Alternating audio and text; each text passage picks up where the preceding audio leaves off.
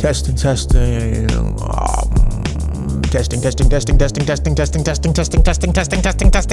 Glass bullet. Hi-yo. Oh, he's back. Excuse me. He's back. The butterfly man has returned to bring you all the good word. Welcome to the Butterfly House podcast with your host, Osaze Akaraja. And I have some news. Actually, before I jump into the news, how are you? Oh, Jesus Christ. Sorry, you might hear the cat running around. I think he's having an existential crisis. Archie, are you all right? Well, this podcast is off to a great start. Anyway, how I like to start these things, right? How are you? Are you doing okay? Are you fine? Is your world imploding? Is your world thriving? Are you in the throes of despair? Or are you coming out of it and finding some clouds to kind of focus on for the day or the week or the month? I think today might be the first day of summer by the time you're listening to this. This will be out on Wednesday, June 21st. So just take a moment to check in with that, because it's always good to know where you're at, because that's the only way to know where you want to go. It gives you a frame of reference or a perspective. It gives you a clean vantage point. Have you done that? Have you checked in? Good, because now I got some news. We're doing things a wee bit different this time around. It won't matter to you if you're just listening to this, but I am recording the podcast now with a camera and a ring light, because I was told in this age of vanity and visual media and short attention spans that, Saz, you're dropping all of these masterful gems, yet the people might not be receiving and digesting them enough because they don't see your fucking face. Thus, I have decided to start recording the Butterfly House podcast with my camera and my ring light and my whole little setup here, and I'll throw the clips on YouTube. I'll, spam them on social media and whatnot. I don't know if this counts as good production value, but it's better than nothing. And with that being said, I hope that this extra little smidge of effort I've put into this thing now gives me some returns. I hope that, I don't know, perhaps clips go viral, right? And then everyone gets to find out about this thing and tune in. Because it would be a shame to put in the extra effort and get nothing. And isn't that one of the fears of life in general? Is the effort that you put in not yielding any fruits?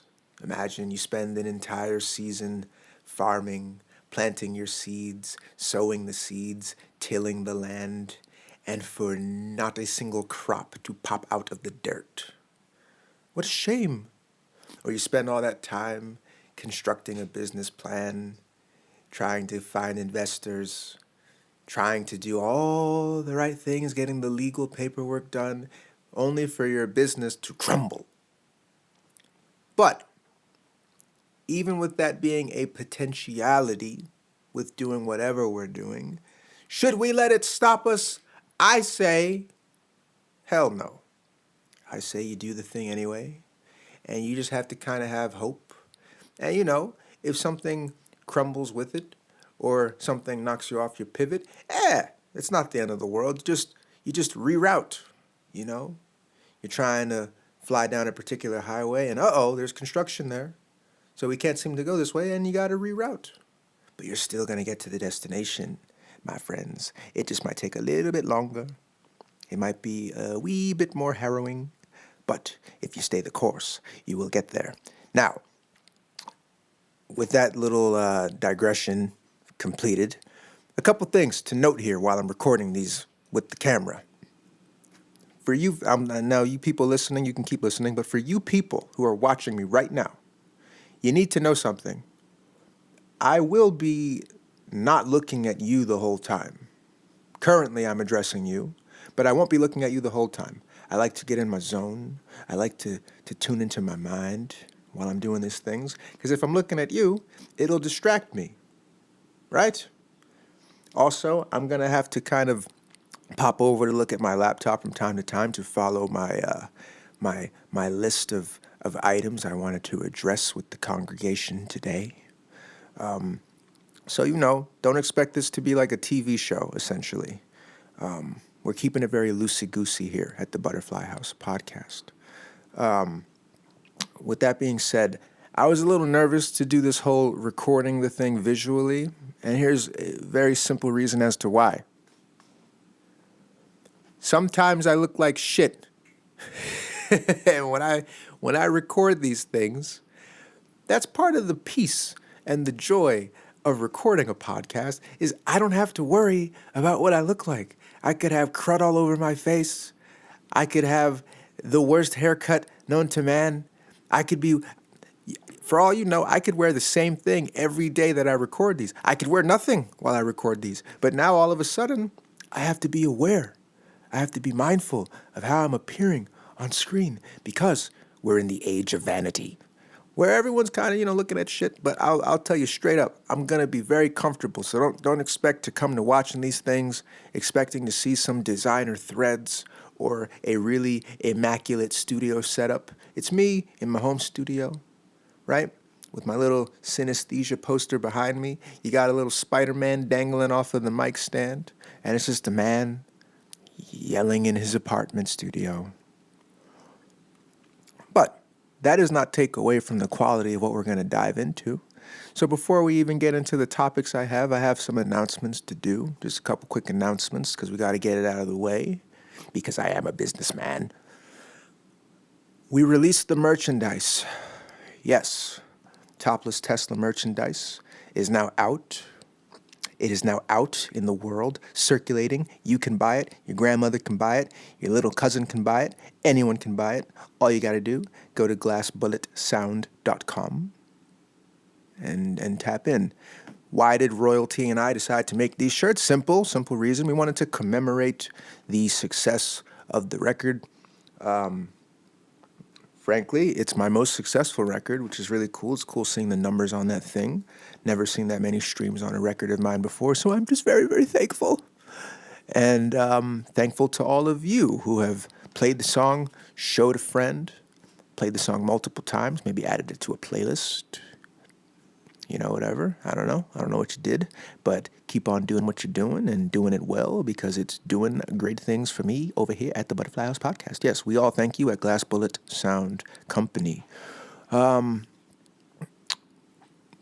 else? Oh, yeah, I got a show coming up. Are you going to be in New York on July 22nd? You aren't? Well, you better change your fucking plans. You better come out to New York City because I will be performing at the historic Triad Theater on July 22nd. I believe the show is at 6 p.m. It is a Monday, which I know, hard gig to pack out. But when we did it in January, we did pack out the house. And again, folks, historic theater. It's where Lady Gaga made her debut live. Like it's some big cheese shit. So you might as well come out and rock with the Butterfly for his second time doing that venue. I don't know if it's too soon to announce this, but I'm gonna just do it anyway. Got a music video. No, it's not too soon to announce this. Of course I can announce this now. Got a music video coming July 5th. It's for a song from the Time Bomb Season album. It's called, are you writing this down? I hope you're writing this down because there's a lot of things going on. July 5th, unless I move it, but most likely I'm going to stick with July 5th. Got a music video coming out for a song called Synesthesia Freestyle. It's a very near and dear song to my heart because, one, it gets me firmly in touch with my rap lyrical nerd roots. It's also very much like a storytelling song. It's no nonsense. There's no chorus. It's just a straight up, verse kind of chronicling my journey upon moving to New York City, because Lord knows it's been an interesting one. From getting arrested to the various dealings with women to, of course, the cancer diagnosis to, issues financially, grappling with mental health. It's a lovely hero's journey, and ultimately having this element of hope throughout all of that, So excited to put out that video. Shot it with Tommy Rebel. Shout out to Elena, who stars in the video. And when I say stars in the video, I do mean stars in the video. Very prominent role in that thing. So look out for that. Part of why I loved, there might still be more music videos from the Time Bomb season era, because we're still in it. The album's still rocking. People keep discovering it. So that's, ain't that lovely. But I will say, part of what's been cool is this will be the 4th music video released for the album. And what I find is each one of the videos, I believe, has showcased a very different side of me, but I feel like it kind of showcased, I guess, the four main pillars of what I do on a musical level. So, like, the first one was Masters and Experts, right? Which I feel like is like me in alternative indie synth pop land, with synthesizers, drum machines, washed out reverby electric guitar work, sung vocals. So that's like one side of me, right? The next video after that was Used to the Pills, which is the singer-songwriter Butterfly of just, am my levels coming? Okay, I had to check my levels. Singer-songwriter Butterfly, so it's pretty much just me with an acoustic guitar singing. It's not as propulsive or fast tempo as Masters and Experts. It's more moody and meditative, a bit more tranquil. Following that, it's Topless Tesla, which is, me having fun, but keeping things analytical at the same time. It's a bit more of a contemporary sound, a bit more trappy, a bit more aggressive. Because, I like to have fun too. I'm not a curmudgeon, you know what I mean? And then bringing it to Synesthesia Freestyle, it's just me in like lyrical, again, rap nerd land, because I grew up in the 90s. I was raised on hip hop, so this desire to have god level rap performances has always been, part of my ethos. So it's kind of cool to have that side on display as well. So I think with these 4 videos, you basically get a somewhat well-rounded appreciation of what it is I do. Now, of course, there's more weapons in the arsenal. You don't know what I'm gonna do. I'm a wild card. I'm a cowboy. I'm a loose cannon. But for the most part, you get the point. So that's coming. And then one final announcement. I want to say July 21st. July 21st, putting out a new song. It's a collaborative single with a buddy of mine, Rosari. It's a song called Remember Love. It's basically about the frustration in regards to patience with the courtship process. You want them, but they're not ready to receive you, and the dance between that situation.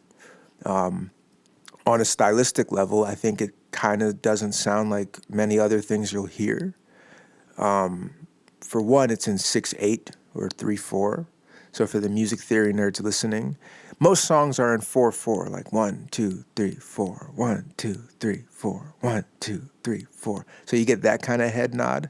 This song has more of the waltz feel, of like 1, 2, 3, 4, 5, 6, 1, 2, 3, 4, 5, 6, 1, 2, 3, 4, 5, 6. You don't hear much of that in popular music, which I don't know why, because I feel like there's something rather hypnotic about 6/8. So why don't we hear it in more contemporary pop music? I don't know, but we're doing it. We're doing it. Lovely melody with these marimbas. I played the marimbas on it, did the production on it with these very, I would say, muscular 808 drums. I dug back into my sample drum pack and whipped out this, it's like a Kanye West like clap snare situation. He doesn't use it as much anymore, but he used to use it back in the early 2000s, and it was great to have that as one of the main percussive elements in the snare's pocket. Why am I telling you this? You don't fucking care now. You'll care when you hear the song. But I think it's a beautiful record. Excited to bring that out to you. It's been a nice little period of collaboration lately. Ode to Summer, that has come out. The song that I produced and wrote with my buddy Sami, right? And that song is getting such positive reception. I'm glad that you guys are enjoying the record. Really happy for Sam. I call her Sam, but artist name is Sami. Because this is her first record. It's her first song. And in a way, it feels like my first song, kind of, because this is the first time I've put out a record that I'm not on. Like, I'm heavily involved with it, but you don't hear my voice on it. So it's kind of, and that's important because I do want folks to know that it's not just about me over here at Glass Bullet Sound. The act of writing, composing, producing for others, engineering for others, that's a big part of the gig. That's how I want to really expand beyond just, me. So I look forward to just doing more of that shit. And if you're looking for someone to help you make a record, hit me up, And I believe that concludes all the announcements. Also, this ring light has a lot of really cool options. So I'm curious ooh. See, now you guys listening exclusively, you can't get all these extras. But I'm also, they got all these different color options. They got the blue. Ooh, it's pretty. It's like a kid on Christmas with a new toy. Are you making tea? Teddy. Tatiana. Hey. Are you making tea? She can't hear me. Tatina. Oh, yeah. Are you making tea? Yeah. Can I have some? Yeah. If there is a mug. Okay. If there's no mug, don't worry. Oh yeah, they're over there. Thank you so much. Yes, let's get down to business. I got things on the docket to discuss with you all. First of all, congratulations to the Denver Nuggets. Congratulations to the fucking Denver Nuggets.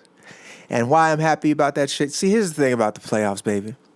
It can be very easy to root for what feels like a sure thing. This is why the playoffs were very interesting, or the final was very interesting, because you have the Miami Heat, right? A storied franchise with, I believe, 4 championships, going up against the Denver Nuggets, who have never been in an NBA final ever. However, on the flip side, the Denver Nuggets were the best team in the league all season. The Miami Heat, they made it into the playoffs by the skin of their teeth as an 8th seed. And then they wind up making it all the way to the final, right? So then on the one hand, you have this historic franchise who has championship blood running through its veins, going up against this team that is they've never had any of that. So part of you is thinking, is the Miami Heat the underdogs? But on the other hand, the Denver Nuggets they've never won a championship ever, right? Wait, no, I switched it up. You're thinking that the Miami Heat are not the underdogs because they've won so many championships. However, they're the 8th seed. So technically, they are the underdog. But then the Denver Nuggets, they've never won a championship. So it feels like they're the underdog. But yet, they're the best team in the league. So technically, they're not the underdog. So you see the conflict we had. I had no conflict. I voted for the Nuggets. Should have put money on the game. I didn't, because I've never been much of a gambler. But really happy with how it turned out. And I think the thing about Jesus Christ, sorry, my cat is running around crazy. The thing about sports I find so fascinating is that it is inspirational to a degree. This idea that you can continue to work, chip away, and things can work out. You know, it's just a matter of, it really teaches you how to take losses, how to grow from those losses and just kind of keep it pushing. So, I mean, that's one to grow on, kids. You just keep going out on that court, shooting the damn thing, and then eventually maybe you make it to the fucking finals. Or maybe you don't.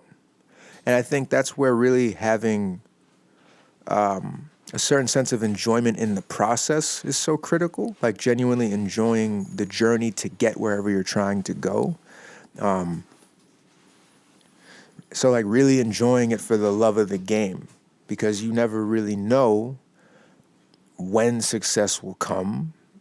You know, you can only focus on, do you love doing what you're doing?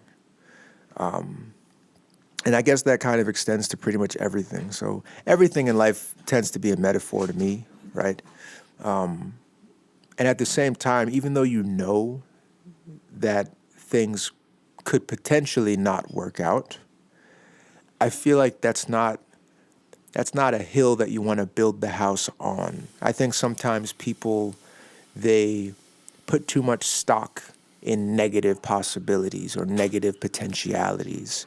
I think it's realistic to acknowledge these things, but it's a fine line between acknowledging the thing and investing in the thing. You know, it's wise to be aware of what could happen, what could come, of course, duh. But I think at the same time, you have to have an optimistic lens. You have to have an optimistic lens that helps you ultimately manifest the best results for yourself. I like to think, you know. I think the story I've told probably before, this story about my first time doing mushrooms. And I remember I was looking over this fence and I was just watching cars whizzing by, and I was just kind of looking at their lights, their headlights. And I had this thought, like, okay, first, like, it was like, oh, how beautiful that is, how the light looks in the fog right now. But then that turned into this thought of, man, at any moment, the fucking car could careen off the road and crash through the gate and run me over. And then there was a pause. And then I said, but I don't think that'll happen. And in a very microcosmic sense, that was recognizing the potentiality for something bad to happen, but allowing myself the comfort and space to believe that it won't happen. And how that suddenly then changes the trajectory of my mood for the rest of the evening. So I think in life we have so many of those real-time moments, right? And that's one to grow on, folks. But yes, the Nuggets. That was kind of it with the Nuggets. So again, congrats to the Nuggets. What else did I have here? See, I should write them down in a sequence to really get a flow going, but that would be stupid. I feel like the whole thing is that I kind of just pick them. So I'm gonna pick a name out of the hat here. This is something I really wanted to discuss today. And in a way, maybe it kind of relates to what I just spoke about. You be the judge. But I was thinking about this idea of over-romanticization, we'll call it. I've been accused in the past of being, I over-romanticize certain situations, right? Whether it's, with relationships, love, mostly with those things. I'll meet someone and I'll be like, oh man, I think, are they gonna be the one? And I'll paint all these stories in my head. And I think I figured out, I don't think that that's inherently a bad thing. I think there's two ways that over-romanticization can manifest. One of which I think is unhealthy. One of which I think is rather healthy. The first way that's unhealthy, I think, is when you're romanticizing pure potential. So what do I mean by that? Say you meet a motherfucker, right? You meet someone and they're emotionally unavailable. They're not ready to date. They have tons of baggage that keeps them from wanting to date. But in your mind, you're like, well, eventually they'll be over all of the baggage. They'll be over all of it. They'll be emotionally available for me. And they'll be willing to jump in and we'll live happily ever after on our white horse and our castle. So they have, again, why it's unhealthy, they haven't actually shown you any of that potentiality yet. They haven't shown you any of that. You're kind of making this up based on just what you believe could maybe happen, but there's no proof in the pudding yet. The other side that I think is healthy is if the person is already showing you some proof in the pudding. Like, they are emotionally available. They are ready to date. We all have certain baggage, but like they're actively working on the baggage. They're putting in a certain level of effort to meet you in the middle, to then bloom up together. And then I think in that case, if you start to romanticize the situation or think rather optimistically about what you guys could then become, that feels healthy to me. Because there's so many people that talk about love in a very cynical manner, like a way that's like, oh, like you shouldn't get your hopes up. Why? Why shouldn't you get your hopes up? That feels foolish to me. That feels like, it's like if you had a kid and then you're like, yeah, he might end up being a bum. No, you want to believe that this kid is going to be a great shit. He's going to accomplish great things. And yeah, if he doesn't, then that's like, a bummer. It can happen. But again, what are you trying to focus your attention on? But, again, you have to be aware of what is being shown in front of you. And I think a lot of times when people are in a very lonely place, that's when I think you start romanticizing potential over proof, right? Because, you're lonely. So if you come across someone who feels like you have like a certain level of attraction to them or whatever, but again, they're not available in that way. Because of just how lonely you are, you start clinging to this person or this idea of this person as, the branch that you'll be able to grab onto to come out of the water, to finally get out of this river of loneliness or whatever the case. And then I think the other problem with that shit is then that can put you in position to just start ignoring red flags because you're romanticizing and idealizing so much from this place of semi-desperation and loneliness and just, it can put you in a place that's rather delusionally minded. And then again, to be in that position where you're ignoring red flags, that's really that's only going to come back to bite you. You got to pay attention to the red flags. You pay attention for the green ones too. So like you don't want to be in a position where you're just looking for problems. But when they present themselves and they're particularly jarring, if they speak to something that might ultimately be rather unhealthy about that dynamic, you should inquire into that to see what can be done, if anything, what kind of compromise can be met, or is that a thing that maybe you should stay away from? And I think part of what makes life so unpleasant is that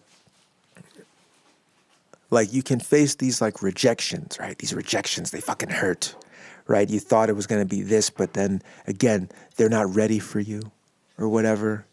So then it just feels like this really bad rejection, this really big disappointment.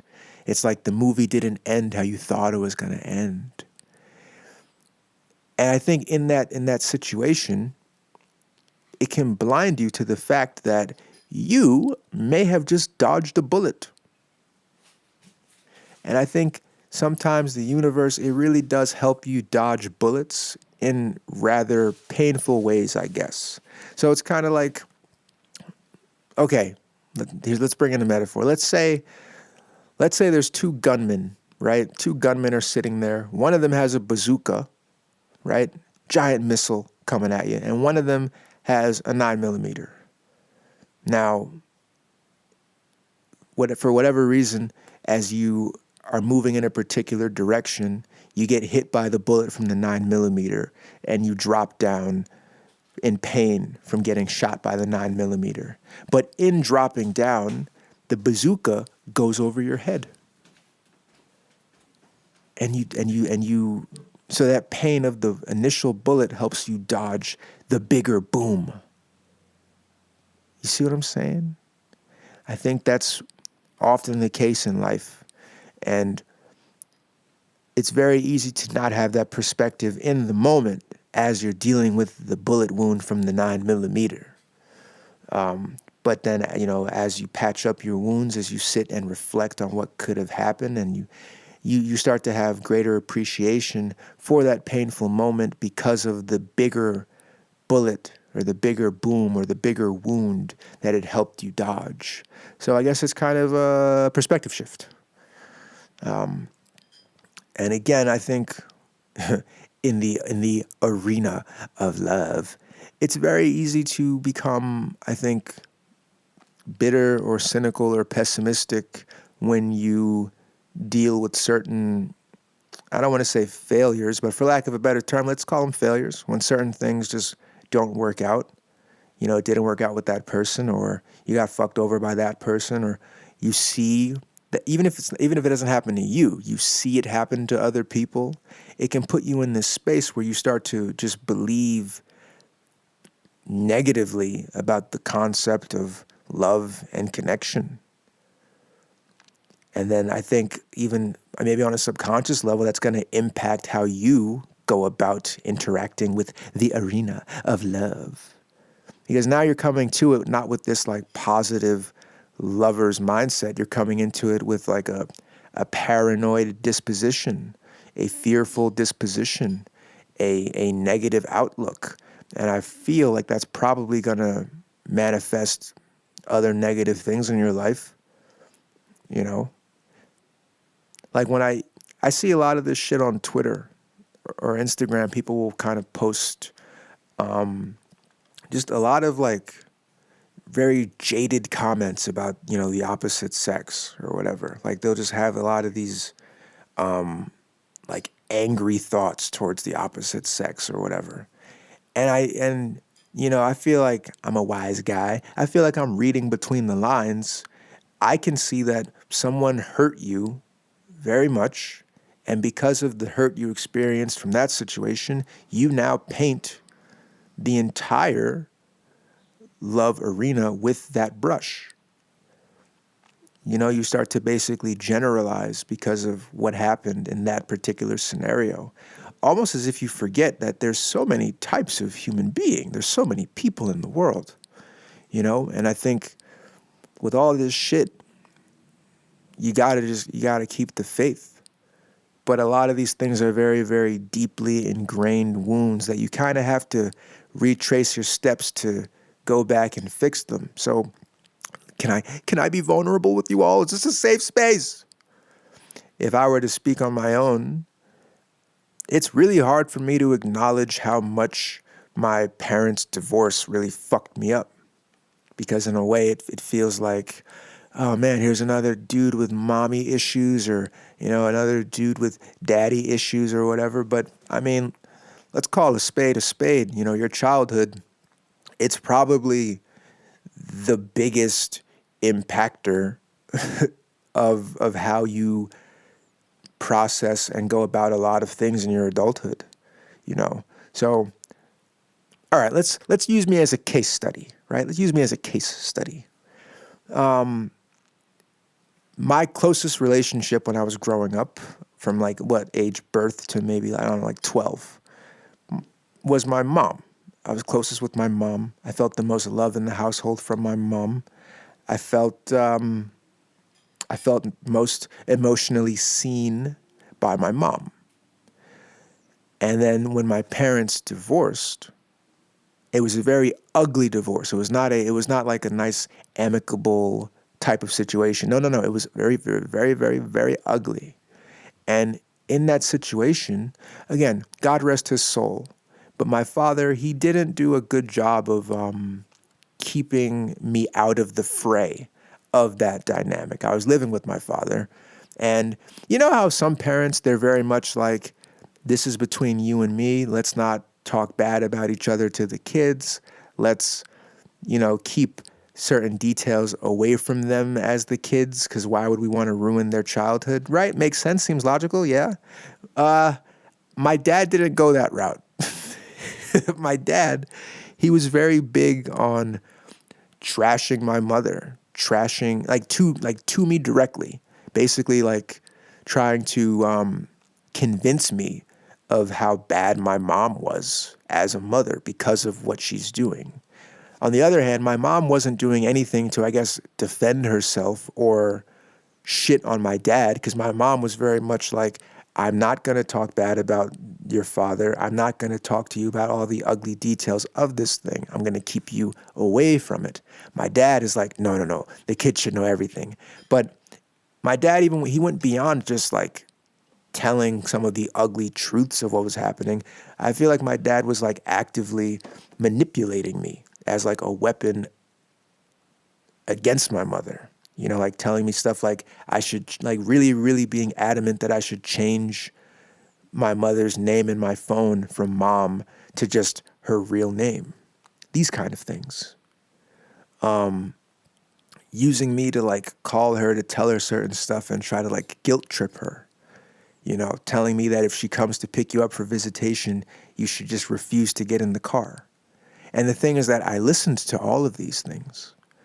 I did all of these things because I guess I was swayed to believing that my father's approach was the correct one. What he was saying was correct.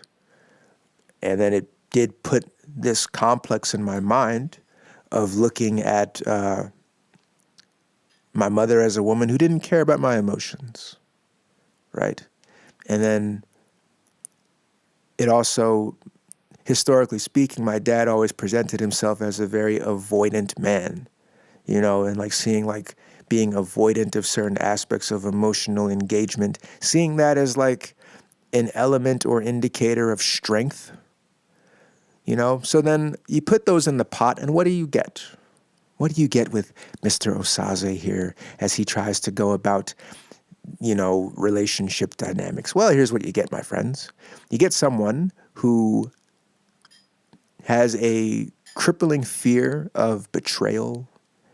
You get a person who is very, very nervous or scared, or rather skeptical about people actually caring about his emotions.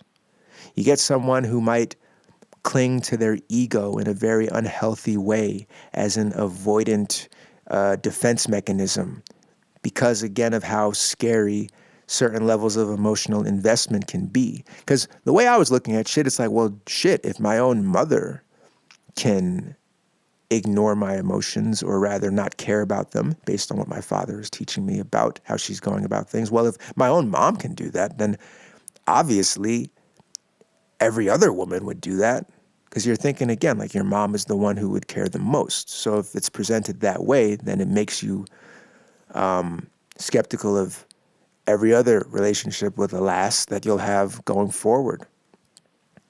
And then how do you reconcile all of that with, at the core, being a very loving, warm, empathetic kid? I was always a very warm kid, a nice kid, a sweet kid. But now I've been put in this position where I have to develop this very unhealthy, spiky shell that's also masking someone who's just very scared of people running away, right? So what kind of behavior does that lead to? It can lead to like shit like, you leaving a person just because you're afraid that they'll leave you first. The thing is that to acknowledge our traumas are very, very important. It's beyond important, because in acknowledging them, I think you start to process it and think about it in a way that then prevents you from acting from a place of those traumas, right?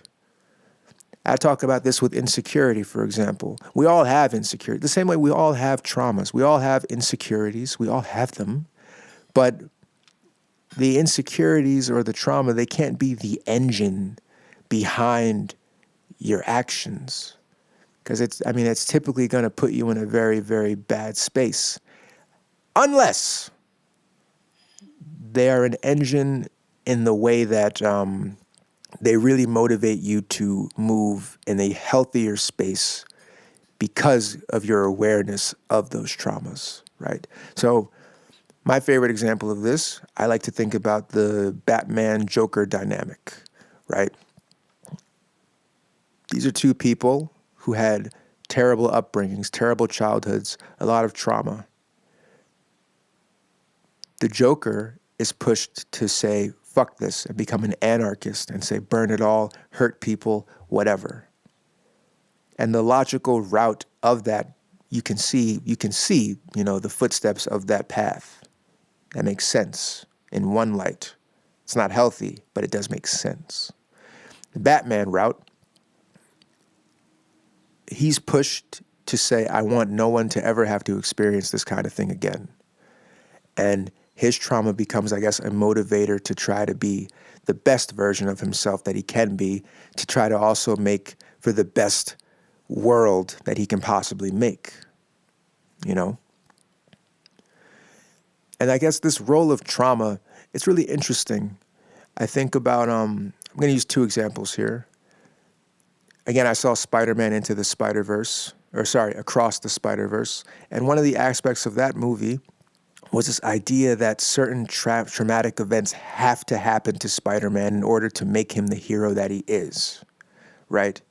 They're just part of the canon that needs to happen. And at least where the film ends off, Miles is kind of trying to fight against that idea. He's like, no, I want to do my own thing. I don't want to have to go this necessary route that we all allegedly have to deal with to become heroes, right? And then another example I think of is if anyone's watching The Idol on HBO Max, I will start by saying I'm not particularly a fan of certain elements of the show, but the element that I do find, I guess, the most compelling is this idea, and it's a tale as old as time. A tale as old as time about, the role of trauma in making good art. Do you need to have pain in order to produce good art? And I think, here's where I think artists come in with all of this. I think it has to be an artist's job to be able to process trauma and hurt in a particular way that creates compelling and beautiful material. However, I don't think it's healthy for folks to seek out trauma, for folks to see the presence of potential trauma and not avoid it. I think that creates an unhealthy, romanticized relationship with the idea of hurt and pain. And then some people are like, well, my work is going to suffer if I don't suffer. And here's the thing I got for you, Dollface. The way this life is set up, it's going to be impossible to avoid suffering. You're going to deal with bad shit at some point. It's going to happen. So with that being said, you don't have to go looking for it. You just have to sharpen your abilities to process it for whenever it does come. And here's the thing, even if some particularly tragic things don't happen to you, well, unless you live in a bubble or under a rock, you'll notice bad things happen to people around you. And then yes, that might not be a direct hit, but it's still something that you'll have to process emotionally. It's like, I have many dead friends. I have many murdered friends. I wasn't the one murdered. I wasn't the one in the hospital dealing with the bullet wounds. I wasn't the parent of the child that is, currently dealing with whatever. I wasn't in those shoes, but I'm still having to process in my own special way. And I think a lot also about this idea of, we talked about it in theater, this idea of emotional recall, where, if you have to deal with a particular situation on stage, to be able to tap into that emotionally, there's something that you've seen or experienced in your life that has a similar type of emotional grounding that you can pull from and infuse into this performance to make it a more authentic and real performance without you yourself having to deal with what occurred.